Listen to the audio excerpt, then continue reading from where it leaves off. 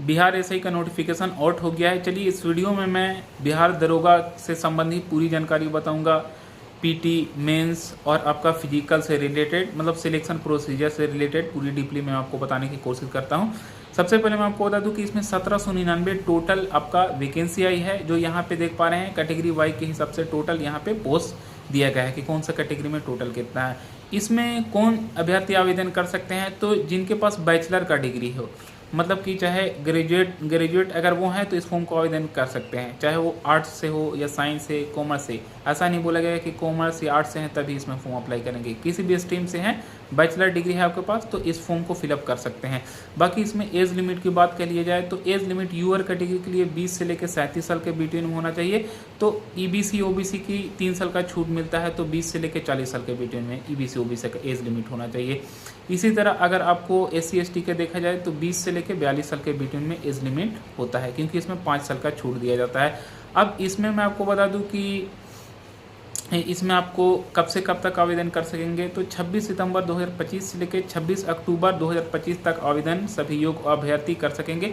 1 महीना का वक्त है आपके पास आवेदन करने के लिए। अब मैं आपको इसमें बता रहा हूं कि इसके लिए तो एलिजिबिलिटी एज लिमिट बता दिया, और आपका कब से कब तक करेंगे, टोटल पोस्ट के बारे में बता दिया, और एज लिमिट क्या होना चाहिए। अब इसमें सिलेक्शन प्रोसीजर के बारे में बता रहा हूँ। सिलेक्शन प्रोसीजर आपको ऑलरेडी पहले पता है कि 3 स्टेज होता है।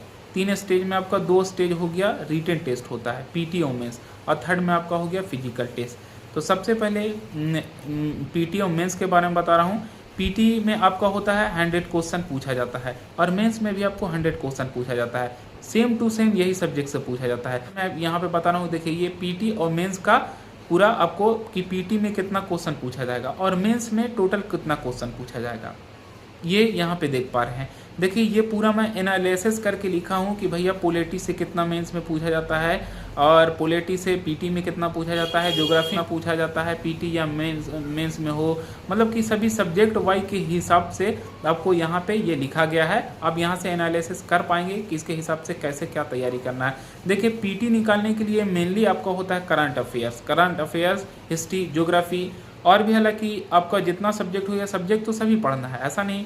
जैसे मान लिया जाए कि सोशल साइंस, तो सोशल साइंस में चारों सब्जेक्ट आपका हो गया, हिस्ट्री, पॉलिटी, ज्योग्राफी और इकोनॉमिक्स। ये चारों सब्जेक्ट से आपका क्वेश्चन वाइज पूछा जाता है, मतलब हिस्ट्री में सबसे अधिक पूछा जाता है, उसके बाद पॉलिटी, ज्योग्राफी और इकोनॉमिक्स से पूछा जाता है। ठीक है, तो ये सोशल साइंस से भी सवाल रहता ही है, बाकी साइंस से भी रहता है। तो साइंस से फिजिक्स हो गया, केमिस्ट्री हो गया, मैथ हो गया। इसमें आपका हो गया करंट अफेयर से रहेगा, और सोशल साइंस के बारे में चारों सब्जेक्ट के बारे में बता दिया, और बाकी साइंस से रहेगा। तो साइंस के बारे में मैं आपको बता दिया कि साइंस में आपको हो गया फिजिक्स हो गया, बायोलॉजी हो गया, केमिस्ट्री हो गया, ये सभी से आपको पूछा जाएगा। लेकिन सबसे अधिक हिस्ट्री, पॉलिटी वगैरह से पूछा जाता है करंट अफेयर से। तो यहाँ पे पीटी का क्वेश्चन वाई देख सकते हैं, सब्जेक्ट वाई के हिसाब से कौन सा सब्जेक्ट में कितना पूछा जाता है, और दूसरी ओर मेंस का लिखा हुआ है कि मेंस में कौन सा सब्जेक्ट में कितना टोटल क्वेश्चन पूछा जाता है। बस पीटी में भी 100 क्वेश्चन पूछा जाता है, मेंस में भी 100 ही क्वेश्चन पूछा जाता है। लेकिन बस थोड़ा सा आगे पीछे हो गया करंट अफेयर्स का, इसमें पीटी में सबसे अधिक पूछा जाता है, लेकिन मेंस में थोड़ा कम पूछा जाता है। तो बाकी देखिए कब क्या हो जाए, थोड़ा आगे पीछे कर दिया जाएगा एग्जाम में, उसके बारे में मैं आपको नहीं बता रहा हूँ। लेकिन प्रीवियस ईयर के अकॉर्डिंग मैं पूरा यहाँ पे एनालिसिस करके पीटी में और मेंस में टोटल कितना क्या क्वेश्चन पूछा जाता है वो मैं आपको बता दिया।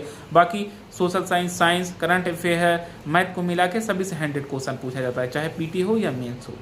और इसके लिए 2 घंटे का टाइमिंग दिया जाता है जी। इसमें नेगेटिव मार्किंग होती है 0.2। तो ये आपको रिटन टेस्ट के बारे में बता दिया, पीटी वुमेंस के बारे में। अब मैं आपको बता रहा हूँ कि फिजिकल मेजरमेंट टेस्ट में यहाँ पे पूरा देख पाएंगे कि फिजिकल मेजरमेंट टेस्ट में आपका हाइट वेट क्या होना चाहिए कैटेगरी वाई के हिसाब से। कैटेगरी वाई के हिसाब से बहुत लॉन्ग वीडियो हो जाएगा अगर बताने लगेंगे तो। और बाकी इसमें फिजिकल टेस्ट के बारे में बता दूँ कि तो फिजिकल टेस्ट आपका होगा, जैसे में आपका रेस होगा, रनिंग होगा, दूसरा आपका गोला फेंक होगा, हाई जंप होगा, लॉन्ग जंप होगा। आपका रेस रनिंग जो मेल कैंडिडेट को करना है वो आपका 1600 मीटर कंप्लीट करना है। 1.6 किलोमीटर कंप्लीट करने के लिए मैक्सिमम जो टाइमिंग दिया जाएगा वो 6.5 मिनट का टाइमिंग दिया जाएगा। और अगर गोला फेंक का मेल कैंडिडेट का देखा जाए तो 16 पाउंड का गोला 16 फीट तक फेंकना रहता है। और इसमें हाई जंप कम से कम आपको 4 फीट करना होता है, और आपका लॉन्ग जंप आपको 12 फीट करना होता है। ये मेल कैंडिडेट का है। इसी तरह फीमेल का आपका हो गया कि रेसिंग करना होता है, रनिंग 1 किलोमीटर 6 मिनट में, और उनका गोला फेंक करना होता है 12 पाउंड का गोला 10 फीट फेंकना होता है। ये फीमेल कैटेगरी के बारे में मैं आपको बता रहा हूँ। और इनका आपका हाई जंप 3 फीट करना होता है और लॉन्ग, तो इस टाइप से आपका हाई जंप लॉन्ग जंप होता है, गोला फेंक होता है, मेल हो चाहे वो फीमेल हो। तो ये मेल फीमेल के बारे में आपको बता दिया।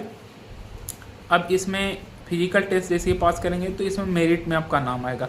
बाकी मेरिट में आपका नाम आना इतना आसान बात नहीं होता है, क्योंकि फिजिकल में भी आप पास कर देंगे, पीटी में सब में पास कर देंगे, उसके बाद तक भी मेरिट में नाम नहीं आता है। अगर आप तीनों में स्ट्रॉन्ग है, आपका मेनली तो मेंस का हो गया पेपर, मेंस का आपका अगर अधिक मार्क्स है, ठीक ठाक है, और फिजिकल भी ठीक ठाक गया है, तो ज़्यादा उम्मीद रखना है कि आपका हो ही जाएगा रिजल्ट। लेकिन क्या होता है ना कि मेंस तक आके फिजिकल पास करके तक यहाँ लोगों का मेरिट में नाम नहीं आता है। मेन इसमें मेनली आपका हो गया कि मेरिट में नाम ही नहीं आता है।